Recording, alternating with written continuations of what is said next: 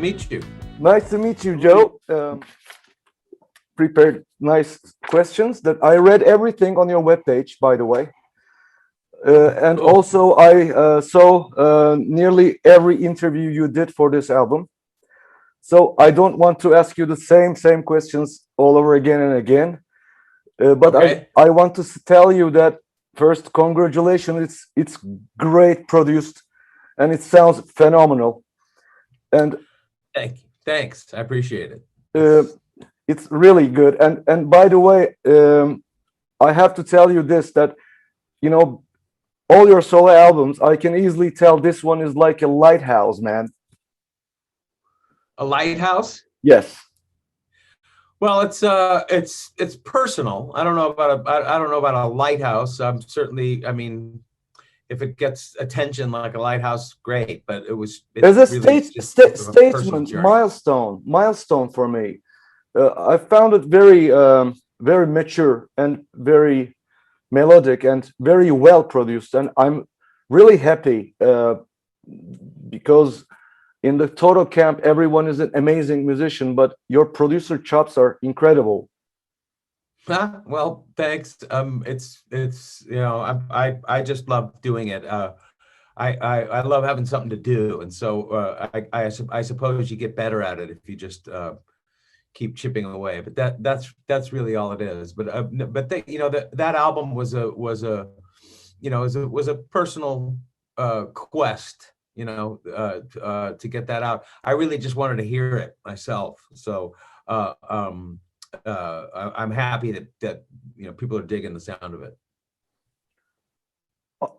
Of course they're gonna dig it. It's everything what we want to hear from this kind of music is already there. And my perfect ones for the first time is like Denizen Tennant, The Dream, Remember Her. But I'm shocked with your vocal performance on No Lessons. Amazing vocal performance, man. Thank you. Yeah, no, that's it's a Jay Gruska song, melodically and everything, and when they wrote it and he sings it. I mean, Jay is a wonderful singer, and it's different for me. It was that song was definitely a bit of a challenge, but it was but I'm so grateful to have it. A kind of closed microphone thing and felt like you're singing just next to my ears. That I just tested in my studio with. I have great speakers, so to speak, and I really enjoyed it with my headphones and everything. Great. Well, that makes me feel good. That's great. Mission accomplished then, as far as. I think you just started with this, not only this album, but also the latest Toto album. That I think you were very in charge with what in the production, because I have my notes here just to tell you that I feel your DNA now more clearly. Like your chemistry with David Page, for example, it was even there at the beginning with Fahrenheit for me, and then seventh one is my favorite Toto record. The all songs that I love in that album is always you involved and with your powerful vocals. Whenever you make a collaboration with someone, something interesting comes out. With David Page, you have this very certain kind of a result with him, but at the same time, this guy you found for the song, Stephen Overton. Yeah. Amazing chemistry. It's just a different breed of a chemistry than you with David Page. Can you tell me more about your collaboration, and are we going to expect more collaborations with him? Well, a lot of one of the ways I collaborate, and this goes back to like my first solo album working with Jay Gruska back when I was 1980, 1981. And then working with David Page and as a songwriter. I started out and learned to become a good co-writer, because both of those guys are very accomplished songwriters. And so whenever I would write a song with Dave, that he would usually have sort of the meat of it there, but maybe some melody not finished and words not quite right or whatever, or a whole section that wasn't quite there. So you can hear my DNA in those songs, but a lot of those songs are really, like for instance, Pamela is very David Page. But I could explain to you like what the process of writing that song was, and you'd understand sort of what my contribution was. It's like the perfect sidekick co-writer to help you finish it, kind of thing. And so I didn't know that at the time. That was just how I learned. You know, that was just who the people I was lucky enough to write songs with. So I just my album has a bunch of songs that are mine that started from me, but then I also love to write with, say, Jake Ruska, and the result is something like Black Dahlia, which is on my album, which is very Jay. It's a perfect collaboration between the two of us, you know. And the same thing, it's I'm kind of like looking for the best of his talents, as opposed to just it being all about my writing, you know what I mean? And then contributing what I can, because there's so much talent there. And the same thing was true with the Stephen Overton song. His brother was a neighbor of mine, and led me to some YouTube videos of some of his music, and the talent and the songs were almost all there. All I did was come in and like, you know, get some of his playing and collaborated in sort of finishing some of these unfinished pieces, or at least they sounded that way to me. I shouldn't say they were unfinished, because some of these pieces were absolutely finished, and so it has his tone, it has his flavor. It's like if he were to ever make an album that I were to produce, it would be that, you know what I mean? Or, you know, in some weird way. And the same thing is true writing with Page. Like for instance, Liberty Man is you know, is a collaboration where you know, a couple of sections I wrote from the beginning, and the chorus, boom, he came in with this chorus that worked perfectly, and then we finished the lyrics together, and you know, it was exactly like the way we would do it in the old days. And you can hear his presence, you know what I mean? The meat of the song is in Dave's, you know what I'm saying? So I wanted to have at least a few things on the record that were representative of how I co-write with some of these incredible songwriters. Actually, you answered my other question right now, that I think from day one that you have the producer instincts with every songwriter you've been together. You tell me like you're not invading their space, but at the same time, you put the right hook to the right place every time you work with those guys. And I know you're a humble guy because I watch everything from you, and but I think I'm a good music listener also. I always felt that with you, that you changed the DNA of Toto when you were inside the band. And I desperately wanted the third and the fourth album right after seventh one, and it was a big. I felt very sorry that we lost you very early in that period of time. And I'm following Toto since '79. Yeah, you know, I was following Toto from '77, you know, and long before, you know, just a fan of Luke's and just all the work that Page and Jeff Porcaro did on other people's records back then when I was a teenager. So yeah, I mean, I was it was a shock and a blessing to have an opportunity to be in the group, and I would have loved for there to be an album, an eighth one, you know what I mean? Yes, with me too. into it and everything, but you know, it didn't work out for very obvious reasons. I wasn't in command of my instrument, you know. It took me a lot longer to really learn how to do that. And the songs are very high, man. The tones of the songs, and every night you have to deliver it. You know, Bobby Kimball is in very high voice. It's not that easy to keep up with that kind of a voice, especially on stage.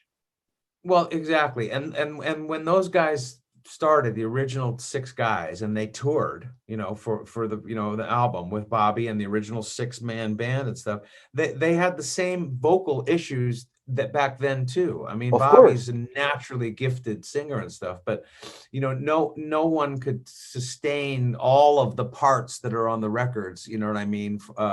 In an entire concert night after night. It's almost impossible. I shouldn't say no one, but it's very difficult, to put it that way. It looks like And that. so, without knowing it back then, after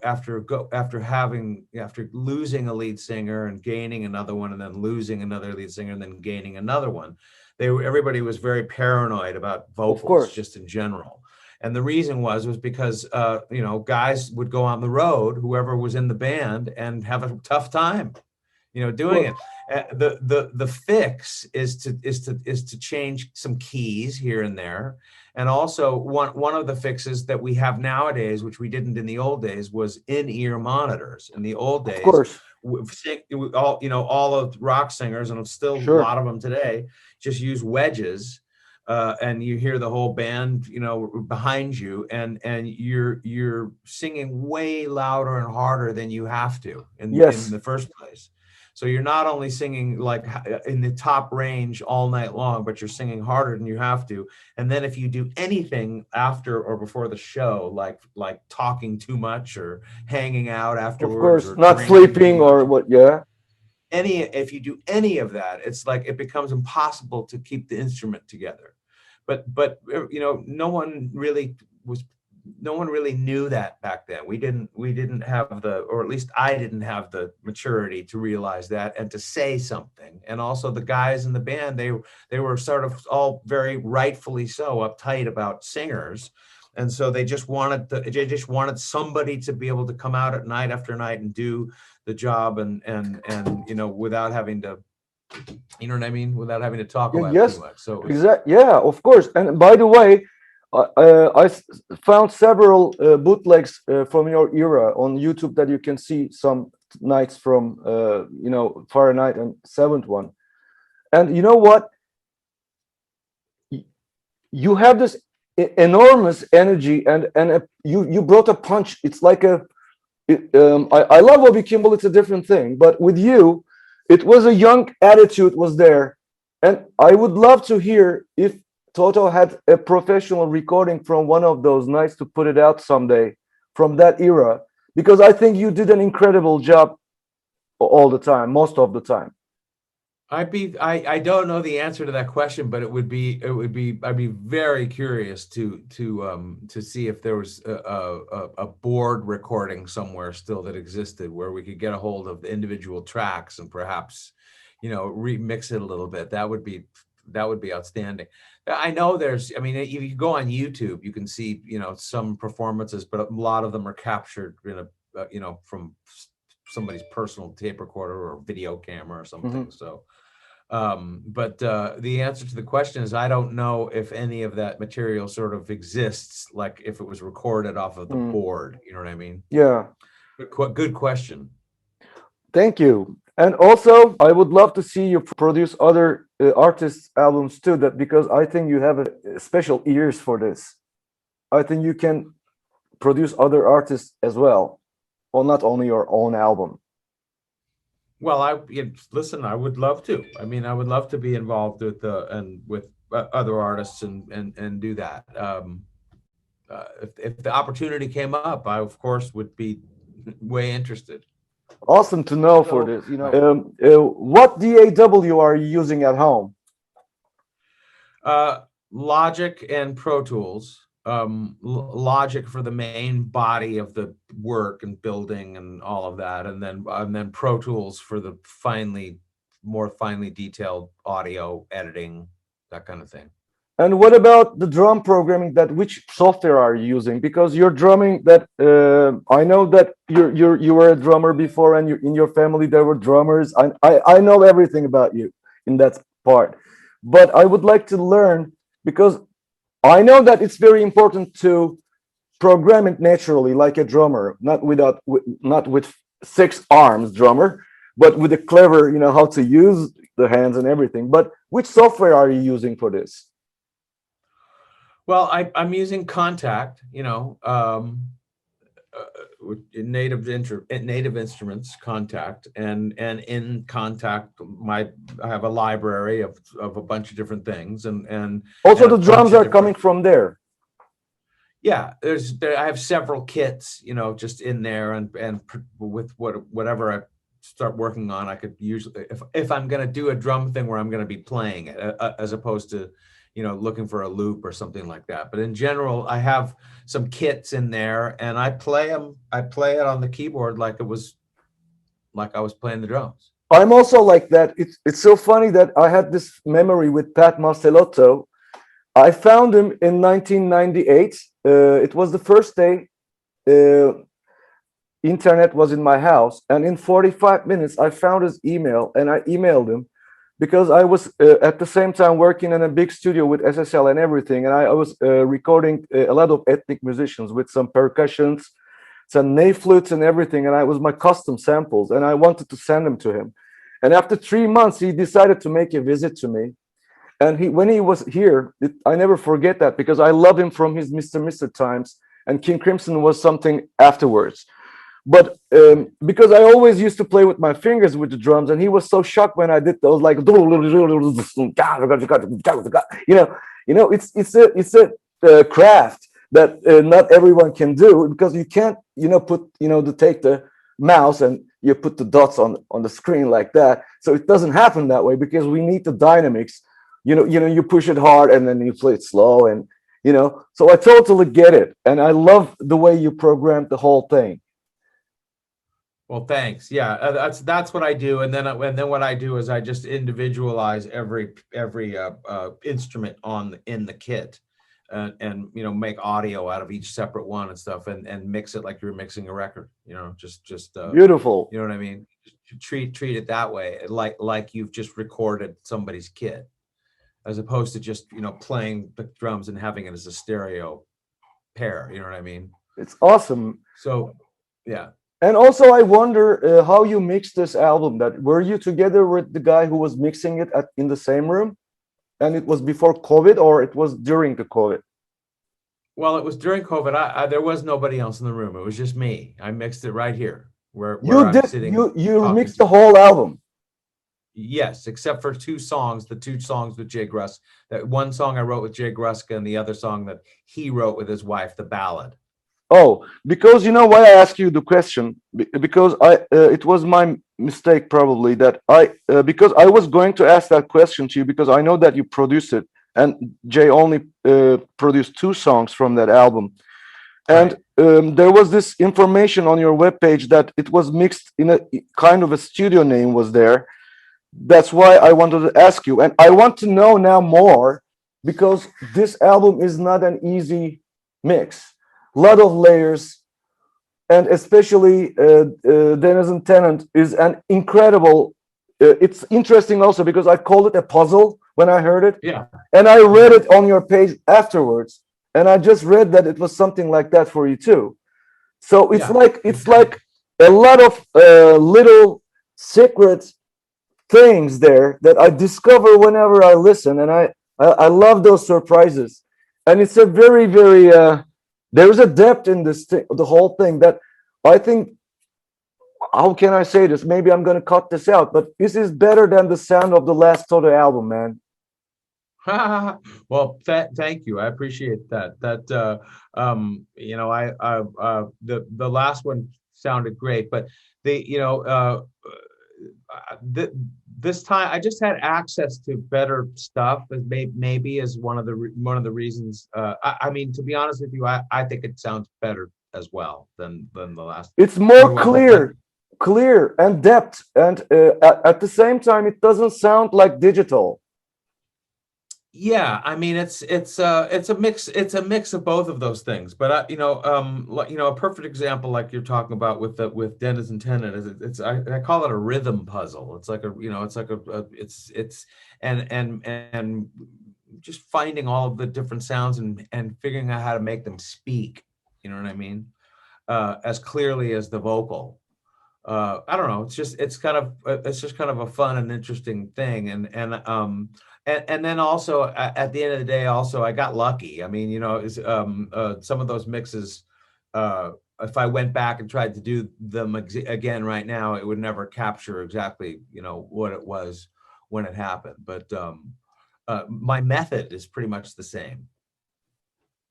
You have great ears, and also I know how you did the Peter Gabriel cover, how you started and you couldn't stop doing it. But at the same time, it's an interesting example for me, because from as far as I know, from the Toto department, or let's say the West Coast musicians department, I didn't see too much collaboration with Peter Gabriel department, and that was an interesting take for me. And yours was very unique in many ways. That because I'm also a bit old fan of Peter Gabriel, and I also work with Tony Levin and some guys, and I know how he is interesting in. He's not a common musician, so to speak, but your take on that thing was very different approach, and it still felt very friendly, and I felt I was happy to hear your version. It's not easy for me because I love the originals very much. Yeah. Of So course. Well, listen, and that's the thing about doing a song like that is that the original is so great and also still so great and so current. My intention was not to do a version to try and get people to listen to this version, or it was just because I love the song so much. And when I was doing it, when I was sort of producing the track, I was just having a very visual experience with the lyrics of the song, and just and so it was almost like doing a score for a little film version of it or something. You know what I mean? I of wasn't course, trying to reinvent anything. It was just trying to make a cool homage. at the same time, I think your history and experience with making soundtracks and uh, commercial music and everything, I think it made a huge impact in your ability of keeping people happy around you, because I know it's not easy in that industry. They change everything so quickly, and you have to deliver it on time, and you have to be quick on finding things.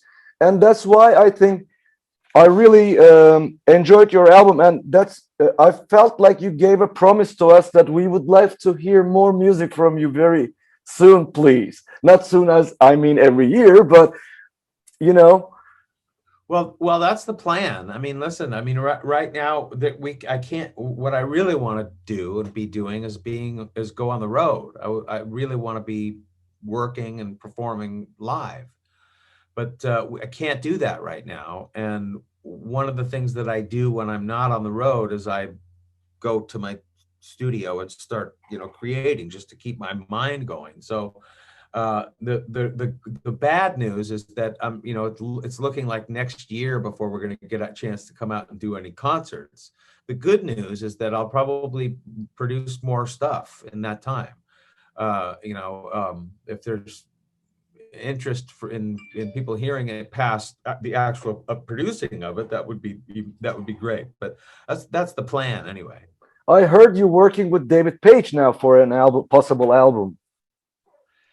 Yeah, we started working months and months ago on some stuff, and then he took a break from it, and then he came back and finished a couple of things that he had with one thing with Mike Lang and a few other things that sound amazing, and then the few things that we started, we're going to come back to and finish, and it looks very promising, this thing, but it's Dave, so it's going to be But great. my father is a jazz musician, and he's also a producer and conducting orchestra, and he was touring Europe for 5 years, and I raised in a Volkswagen in a whole Europe, but when my father was touring.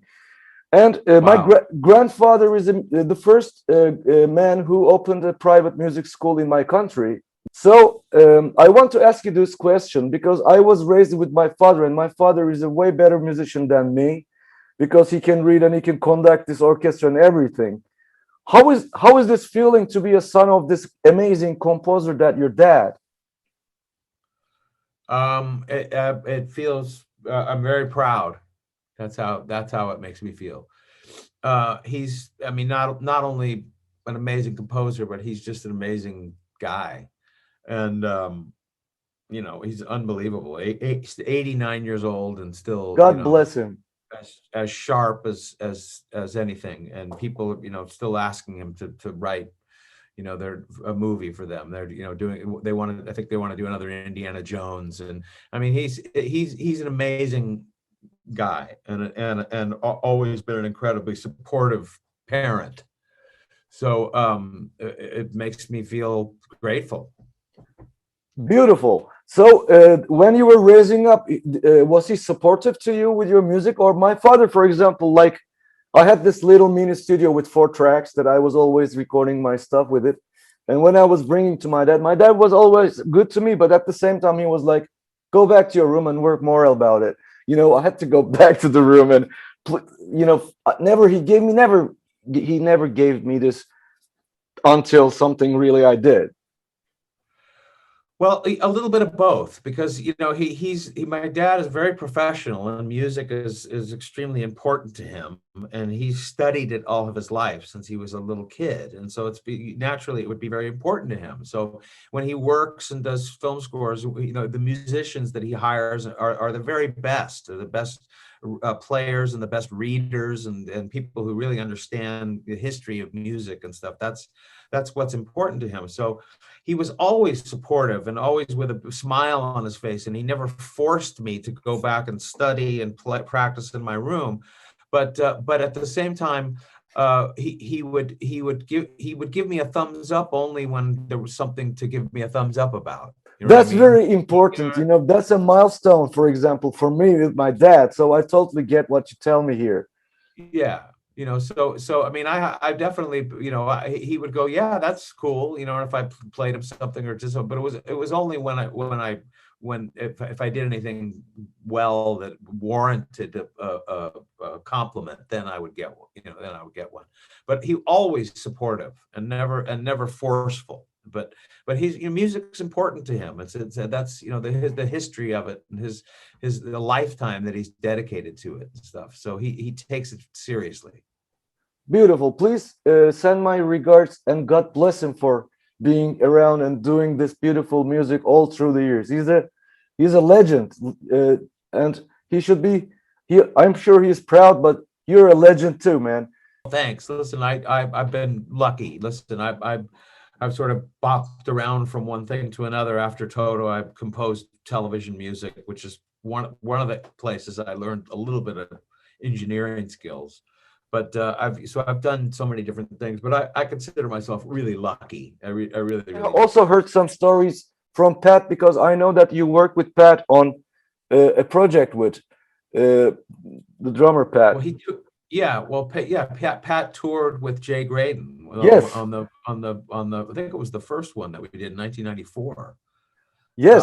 Yeah, no, we did a tour, and it was fantastic. We had a great time. It's a quick question. I love your demo, Asian Eyes. Any chance that you can do it, the new version? Amazing song, man. Yeah. Who wrote it? It's your song, right? Yeah. Yeah, yeah, What? yeah. Please do that one, man. It's I'm trying to awesome. think if that was one of the Paul Gordon ones or whatever, but I have to go back and listen to those demos. But those songs all sound very like when I was a young person. So you know what I mean. But it might be fun to make a project of going back and like That song could be today's sound could be awesome. Amazing melody on the chorus section. And I don't know how you keep doing this, but your voice still sounds the same for me. Still that power and this clear. It's not getting different in an age, but in a good way. Well, thanks. I mean, I'm again very lucky.